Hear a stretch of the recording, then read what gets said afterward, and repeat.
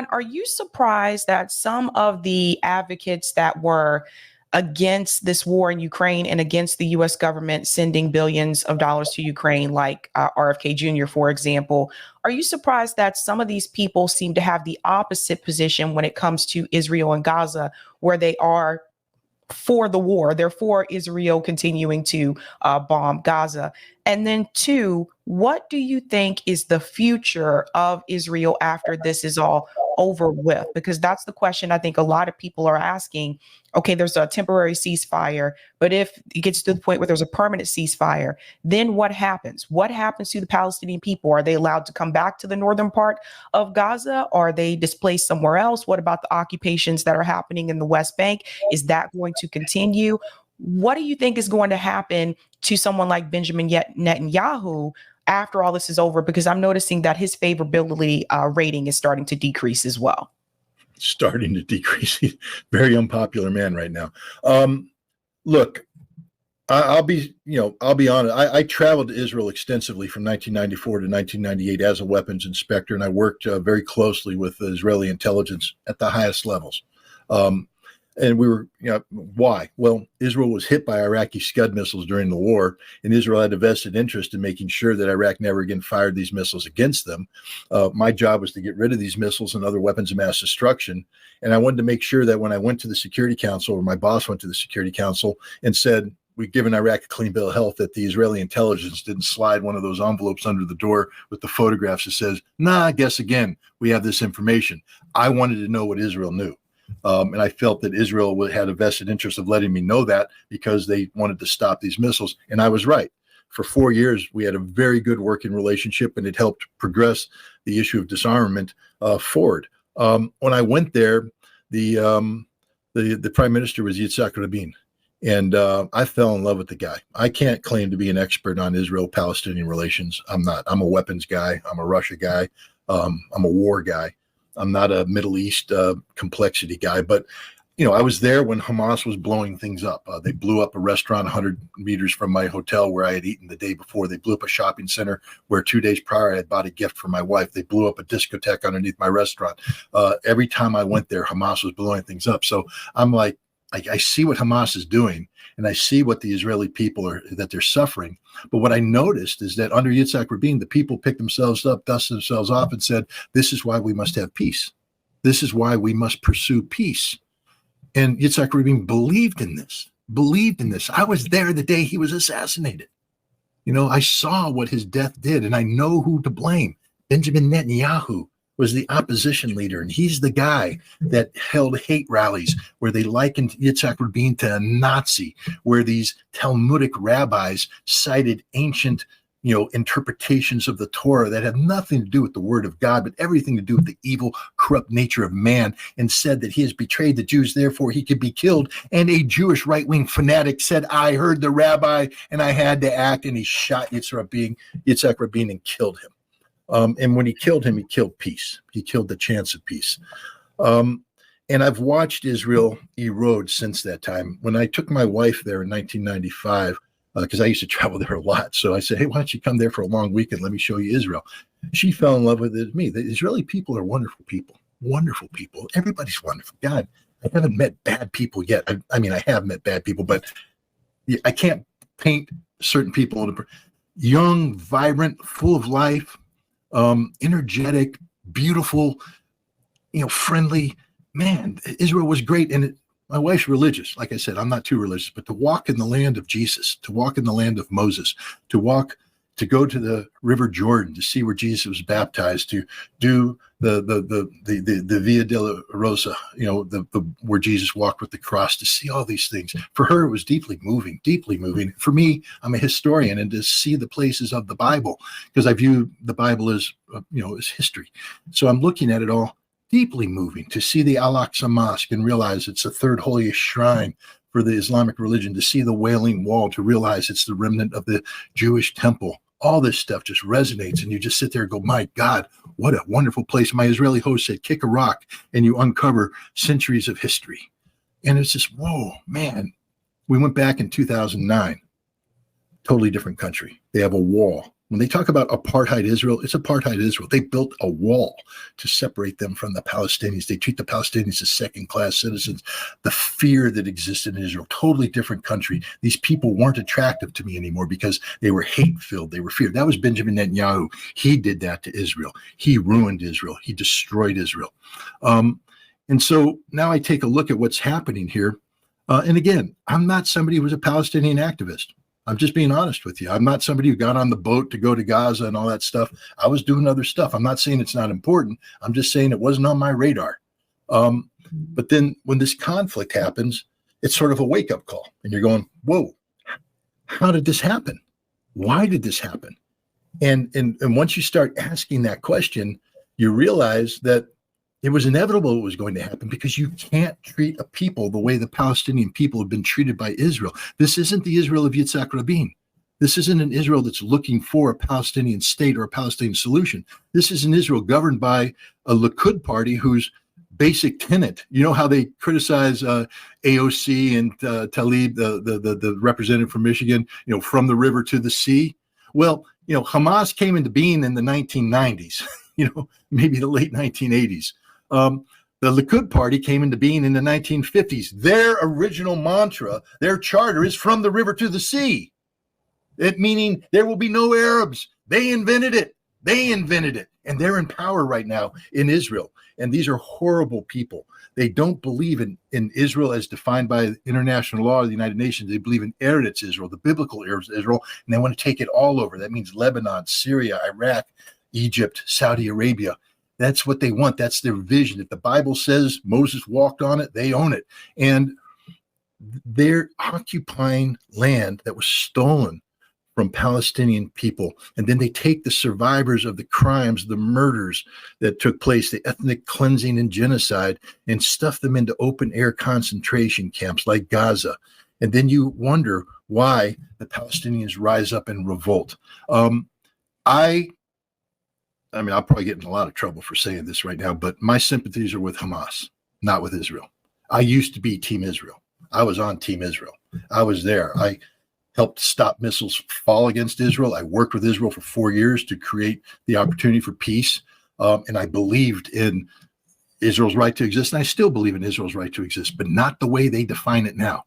There must be a Palestinian state. The Palestinian people have every bit the same right to live the way the Israelis live, on land that belongs to them with no Israeli control. But you can't have that if you have an Israeli government that says the Palestinians shouldn't exist at all. And here's the most important part: have a Palestinian Authority. Mahmoud Abbas is the president from the Palestinian Liberation Organization, and his military wing, Fatah, who have surrendered to the Israelis.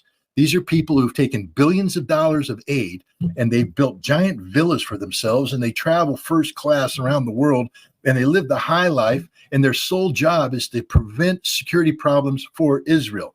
Now, you're a Palestinian, and you sit there and you say, who's doing anything to help me get my homeland? You realize that the president of Palestine isn't. He's doing the exact opposite. He's working with the Israelis to guarantee there will never be a Palestinian homeland, which for him is okay because he needs that uncertainty to generate more money to enrich himself, stealing from the Palestinians, from the refugees who are still in their refugee camps. Only one governing body, one governing party has stood up for the Palestinian people, and that's Hamas. The Palestinian people need a champion. And that's the only person that's the only entity that stood up so far to champion them. I don't condone terrorism. I don't condone the slaughter of civilians. But, you know, when you're an occupied people and you've been subjected to the brutality of the Israeli occupation, and ladies and gentlemen, it's brutal. It's brutal, and it has been for some time now. You have a right to rise up. You have a right to assert your God-given right to be a human being on a land that belongs to you and belongs to your people. So you reap what you sow. Israel has sown the whirlwind, or sown the wind. They're going to reap the whirlwind. I'm quoting the Bible because the Israelis believe. Now we get to RFK Jr. You know, I have to say that I was a big fan of RFK Jr. I bought into it. I drank that kool-aid as quick as I could because that guy was saying the right things about Russia and Ukraine. And to me, it was a breath of fresh air because I was talking till I was blue in the face about the reality of Russia, and just nobody gets it. Just, he will speak. And he was sitting there, and he said, "I get it." I mean, we talked a lot. I'm not going to give away too much, but he would call me frequently, and we would talk about Russia. And I found that a lot of things that I was telling him would find its way into his what he was saying. I went, okay, I'm Team Bobby. I'm there. And then Israel. I'm like, what the hell happened here? And it doesn't make any sense because Bobby's a thinking man. I mean, I watched his brain work as he worked through the Russia problem. I saw him ask the right questions and demand answers and challenge, preconceived notions. And I'm like, if he just took that approach to Israel, man, this would be so easy. But no, he is a blind supporter of Israel, which means he stands for nothing.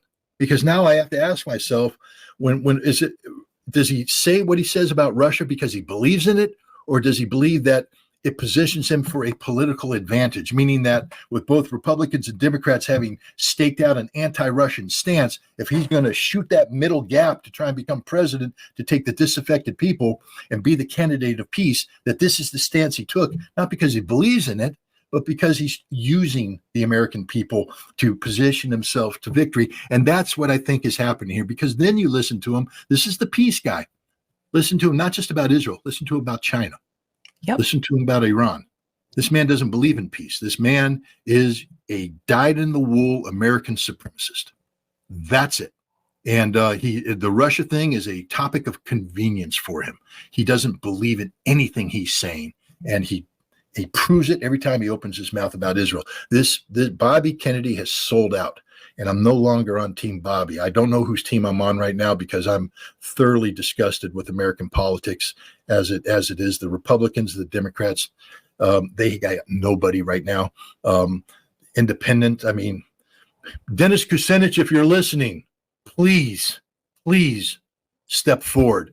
A man of honor, a man who could be an independent, a man who, has values, but gosh, is America ready for a man like that? I don't know, because, we seem to be a nation that accepts this criminality. I mean, Bobby Kennedy Jr. is defending war criminals. Come on, Bobby, get a lawyer and just talk about the law of war. Talk about collective punishment.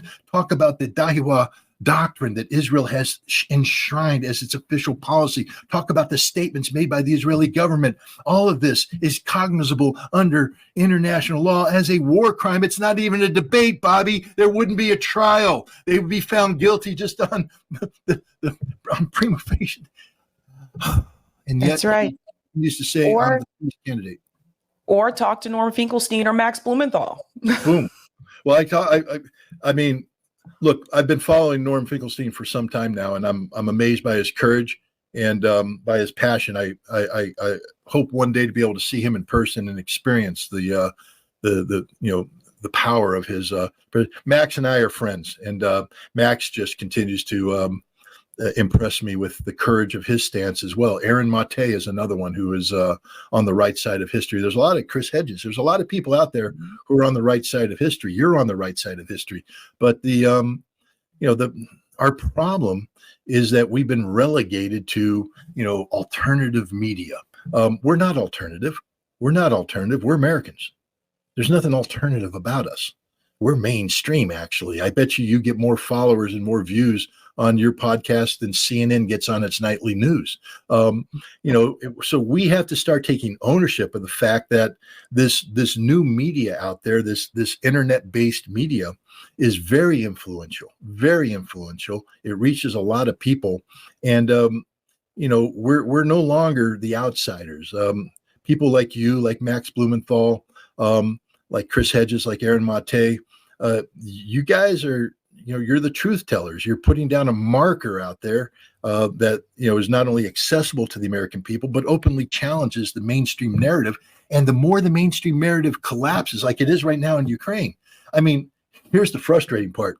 I was out there saying all the right things about Iraqi weapons of mass destruction back in 2002, 2003, because I knew it. I mean, I lived it. I was the guy. I did it all. So I didn't have to lie, cheat, or steal. I just told the truth.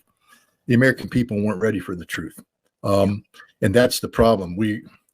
Somehow we have to find a way to condition the American people to be more challenging of the powers that be. And maybe that's going to happen. Maybe we're starting to see a crumbling of the edifice of the mainstream media, where people realize they've been lied to, because they have been lied to about Ukraine. And hundreds of billions of dollars, our taxpayer dollars, have been sent off to support this corrupt regime. And yeah, I don't want to get too social here, but right here in Albany, I got homeless people in America, homeless, and it's cold right now. And these are people that don't have a place to go to, and they got problems. They got drug addiction. They got alcoholism. They got mental health issues, and nobody's helping them. Nobody. We have forgotten about them. We have people suffering. We have people living paycheck to paycheck to pay. I mean, if they don't get a paycheck, if there's a hiccup in the economy, half my neighbors aren't going to be able to make their mortgage.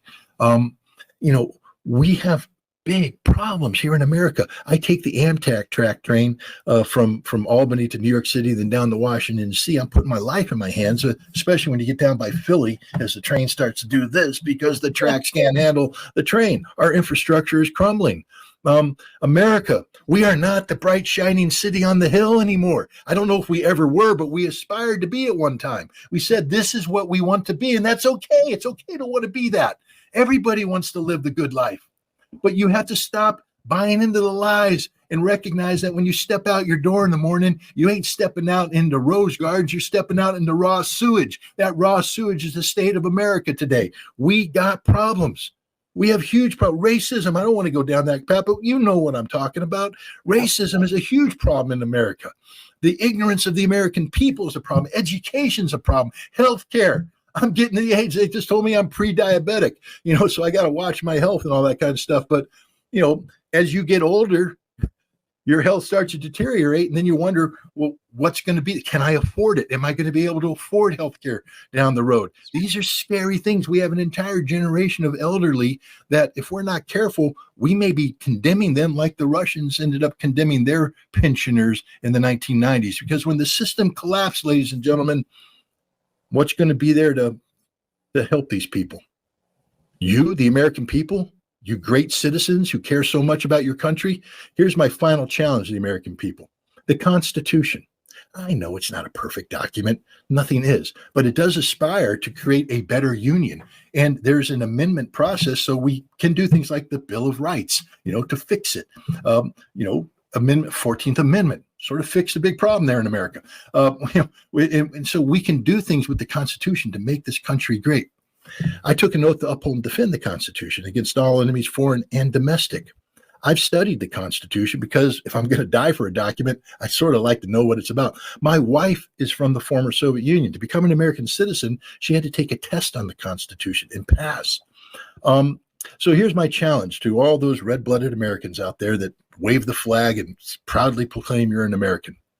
Go online, take the citizenship test. Don't cheat. Don't Google. Just take it honestly, because you're an American. You know the Constitution, right? You've studied it. It's your country. Take the test and then be honest about the results. And I will tell you right now that 95% of you will fail it. And if you don't know the Constitution, then what the hell, how can you call yourself an American?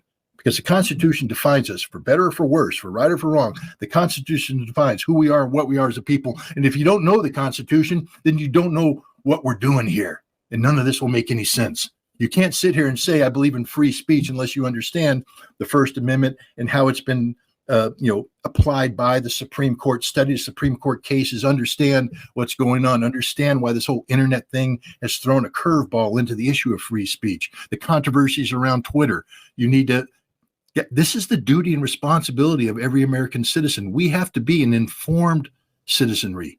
We have to be educated, informed, because we vote, and that vote has to count and stand for something. Otherwise, we just become a bunch of sheep that, they every 4 years they send some sheepdogs down, and Democratic sheep go this way, Republican sheep go this way, independents go to the slaughterhouse, and that's it. That's what happens every 4 years because we're too stupid to do anything otherwise. Empower yourself. Knowledge is power. Make yourselves stronger. Make yourselves a better American. Well, I would love to see some Americans take that challenge for sure. I would love to see those test scores on that test for certain. But Scott, thank you so much for coming on. Before you go, where can people find you? ScottRitterExtra.com is a one-stop shop. It doesn't cost anything. That's where I post my articles. I do. If you send me a link to this podcast, it'll get posted on there. If you want to donate, you can donate, but there's no obligation to do so. And that's the best place to go, ScottRitterExtra.com.